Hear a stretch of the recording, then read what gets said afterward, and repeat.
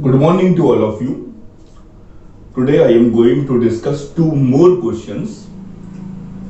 See, first question. A gardener has 1000 plants. He wants to plant these in such a way that the number of rows and number of columns remains same.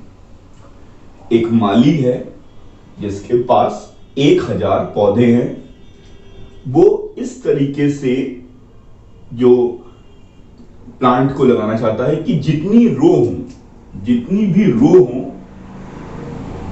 जैसे मान लीजिए आपके पास 4 रो हैं, तो उसके पास जितनी रो हो उतने ही कॉलम हो. यानी कि 4 रो हैं तो 4 कॉलम हो गए. इस तरीके से वो लगाना चाहता है. यहां पर कितनी रो हो गई? 1 2 3 4 और यहां पर 1 2 3 4. ठीक है, ये सब आपके क्या है? प्लांट हैं. देख लीजिए आप, 1 2 3 4, फिर 1 2 3 4, 1 2 3 4, 1 2 3 4. हर एक रो में, मैं रो को हॉरिजॉन्टल ऐसे बोलता हूं और कॉलम को मैं वर्टिकल बोलता हूं. तो हर एक रो में जितने आपके प्लांट हैं उतने ही हर एक कॉलम में प्लांट हैं. तो इस टाइप का एक डिजाइन है. मैंने आपको यहां पर 4 प्लांट्स को लेके समझा दिया. यानी कि मतलब आपके पास तो 1000 प्लांट्स हैं, लेकिन वो इस तरीके से चाह रहा है कि हर एक रो में उतने प्लांट हों जितने की हर एक कॉलम में हों. अब क्वेश्चन को आगे पढ़ा जाए. Find the minimum number of plants he needs more for this.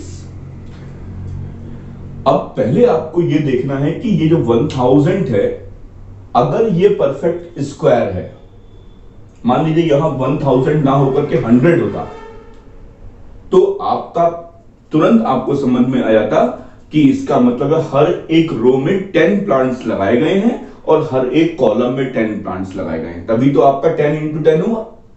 लेकिन यहां पर कितना है? 1000 है. तो आपको देखने में तुरंत ही समझ में आ रहा है कि 1000 is not a perfect square. Is not a perfect square.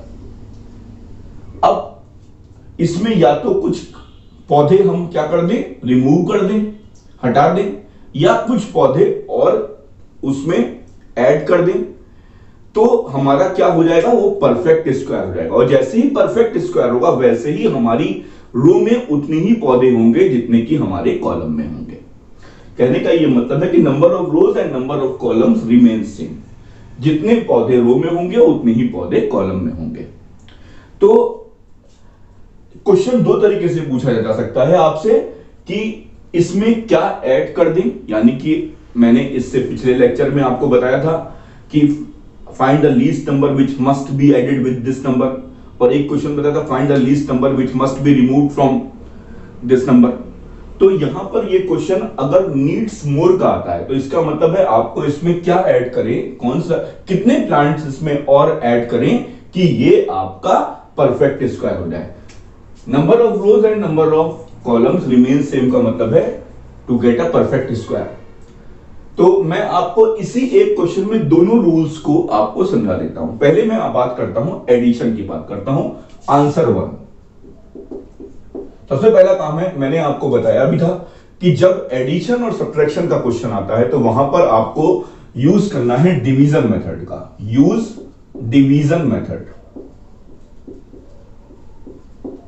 Division method से हम लोग स्क्वायर रूट को निकालने की कोशिश करेंगे और फिर देखेंगे कि इसमें क्या ऐड करना है या क्या सब्ट्रैक्ट करना है, और हम लोग उस वैल्यू को पता कर लेंगे कि क्या ऐड करना पड़ेगा या क्या सब्ट्रैक्ट करना पड़ेगा. पहले मैं आपको नीड्स मोर के बारे में बताता हूं, यानी क्या इसमें ऐड करें कि ये आपका परफेक्ट स्क्वायर हो जाए. तो 1000 लिखा हुआ है. स्टार्ट करते पहली बात तो 1000 परफेक्ट स्क्वायर है नहीं. अब मैंने आपसे कहा था कि इधर से पेयर बनाएंगे, ऐसे बनाया, 3 3 या 9 हो गया, 1 आ गया, 100 लिखा, डबल का पेयर उतार लिया, यहां पर 6 लिखा, यहां पे फिल इन द ब्लैंक्स. अब याद करिए मैंने आपको समझाया था, मैंने आपसे कहा था कि जब कभी भी कुछ ऐड करना होता है तो लास्ट स्टेप को आपको एक ज्यादा बार ले जाना होता है, क्योंकि आपको पता है कि जो भी वैल्यू आएगी वो इससे ज्यादा वैल्यू आएगी। तो आप एक ज्यादा बार ले जाइए, 2 2 जा 4, 2 6 जा 12, यानी डिफरेंस कितने का आ गया आपका? डिफरेंस आपका कितने का आया? 24 का आया। यानी कि अगर मैं इसमें 24 प्लांट्स को और ऐड कर दूंगा तो मेरा जो है वो इस टाइप से आ जाएगा कि नंबर ऑफ रोज और नंबर ऑफ कॉलम्स जो है रिमेन्स सेम। ठीक है, तो आपका आंसर आ गया कि आंसर आपका 24 plants must be added, 24 plants must be added with 1000 plants such that then number of columns, then the number of rows and number of columns remains same.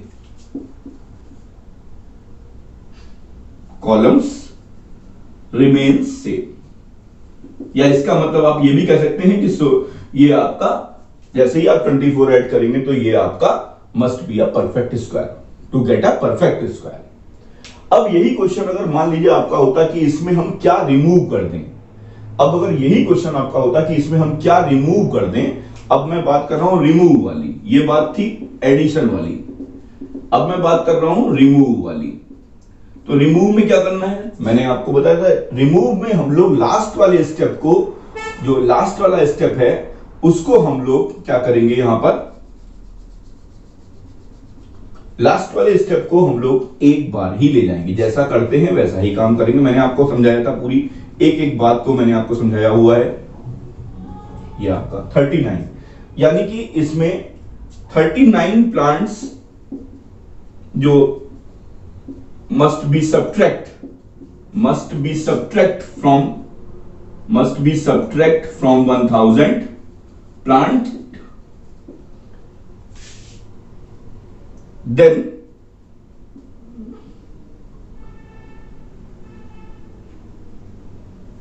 the number of rows and number of columns remains same। ठीक है, आप इनको add करके देखेंगे जैसे ही, तो 1024 भी आपका परफेक्ट स्क्वायर है, और जैसे ही आप 1000 में 39 को माइनस करेंगे 961 भी आपका एक परफेक्ट स्क्वायर है। क्वेश्चन दो तरीके से पूछा जा सकता है कि must be added and must be subtract, must be added with and must be subtract from. ठीक है, तो आई होप आपको इस फर्स्ट क्वेश्चन से पूरी बातें समझ में आ गई होंगी। मैंने आपको अभी इससे पहले जो पढ़ाया था वो वर्ड प्रॉब्लम नहीं थी, वो सिंपल कॉन्सेप्ट आपको साफ साफ लिखा हुआ था। अब मैं एक बात और आपको फिर से बोल देता हूं कि आपको हमेशा इस बात का ध्यान रखना है कि एडिशन और सब्ट्रैक्शन में आपको डिवीजन मेथड का यूज करना है, और अगर कोई क्वेश्चन आता है कि इसमें क्या मल्टीप्लाई करें या क्या डिवाइड करें, तो आपको using factorization method, prime factorization method का यूज करना है। इस बात को मैं बार बार अपने लेक्चर में बोल रहा हूं आपसे। अब क्वेश्चन नंबर 2 करते हैं। There are 500 children in a school. For a PT drill, they have to stand in such a way that the number of rows is equal to the number of columns. Same question है जैसा आपने question number 1 किया है। How many children would be left out in this arrangements? अब तो साफ साफ लिखा हुआ है कि इसमें क्या माइनस कर दें, would be left out, कितने स्टूडेंट्स को हम लोग would be left out हटाएंगे कि ऐसा पॉसिबल हो पाए। तो और यही क्वेश्चन आपका यहां पे ये भी हो सकता था कि must be added, would be added. ठीक है, तो खैर यहां पर तो आपको समझ में आ गया कि यहां सब्ट्रैक्शन का क्वेश्चन है। तो मैं आपको बता दे रहा हूं, अगर सब्ट्रैक्शन के यहां पे इस क्वेश्चन के हिसाब से अगर हम काम करते हैं तो यहां पे सब्ट्रैक्शन का कॉन्सेप्ट लगा है। तो 500 तो आपका, अब आप बोलेंगे सर यहां तो आपका नंबर ऑफ जीरोस इवन है, तो 500 आपका परफेक्ट स्क्वायर तो है नहीं। तो आप क्या काम करेंगे, फिर से स्टार्ट करते हैं, इधर से आप पेयर बनाएंगे, 2 2 जा 4, ये लिखा, 1 आया, 00 का पेयर उतारा, यहां 4 किया, यहां फिल इन द ब्लैंक्स। अब ये क्वेश्चन कौन सा, सब्ट्रैक्शन का है। सब्ट्रैक्शन का है तो हम यहां पर एक ज्यादा बार नहीं ले जाएंगे, लास्ट स्टेप एक ज्यादा बार तब ले जाते हैं जब क्वेश्चन होता है कि इसमें क्या ऐड करें। तो यहां पर जैसे काम करते हैं, या तो इसके बराबर आ जाए या इससे कम आ जाए। और अगर एडिशन का होता क्वेश्चन, अगर कहता कि इसमें कितने बच्चे ऐड करें कि ऐसा पॉसिबल हो जाए कि नंबर ऑफ रोज और नंबर ऑफ कॉलम्स आपका सेम आ जाए, तो हम लोग वहां पर लास्ट स्टेप को एक ज्यादा बार ले आते हैं। ये बात मैं आपको बार बार रिपीट कर रहा हूं। अब यहां पर क्या आएगा, 2 से कर देते हैं, 2 2 जा 4, 2 4 जा 8, ये आपका 16 आ गया। यानी कि 16 अगर इसमें से माइनस कर दिया जाए 500 में से, यानी आंसर आपका आ जाएगा 16 स्टूडेंट्स। अगर आप 16 स्टूडेंट्स को इसमें से माइनस कर देंगे, 100 में 16 माइनस कर दीजिए आप, तो ये आपका आ जाएगा 484। और 484 आपका होता है स्क्वायर रूट, अगर आपको याद होगा तो 22 का होता है। 21 का 441 होता है और 22 का 484 होता है। तो ये आपका आंसर आ गया। आंसर तो आपका 16 स्टूडेंट आएगा, क्योंकि 16 अगर मैं इसमें से 16 स्टूडेंट माइनस कर दूंगा तो मेरा नंबर ऑफ रोज और नंबर ऑफ कॉलम्स जो है वो इक्वल आ जाएगा। लेकिन अगर यही क्वेश्चन होता कि इसमें कितना ऐड कर दें, कितना ऐड कर दें, तो क्या क्वेश्चन, तो आपका आंसर क्या आता, तो आपका आंसर क्या आता, इसको लास्ट स्टेप को आप 2 बार ना ले जाके 3 बार ले जाते, 3 3 जा 9, 3 4 जा 12, यानी कि डिफरेंस कितने का आ गया आपका, डिफरेंस आपका आ गया 29 का। अब आपको इसमें 29 स्टूडेंट्स आपको ऐड करने पड़ेंगे अगर ये क्वेश्चन होता ऐड वाला। तो 29 स्टूडेंट जैसे ही आप ऐड करेंगे तो ये आपका आ जाएगा 529, और 529 जो है वो आपका क्या होता है, वो आपका 23 का स्क्वायर होता है। स्टूडेंट्स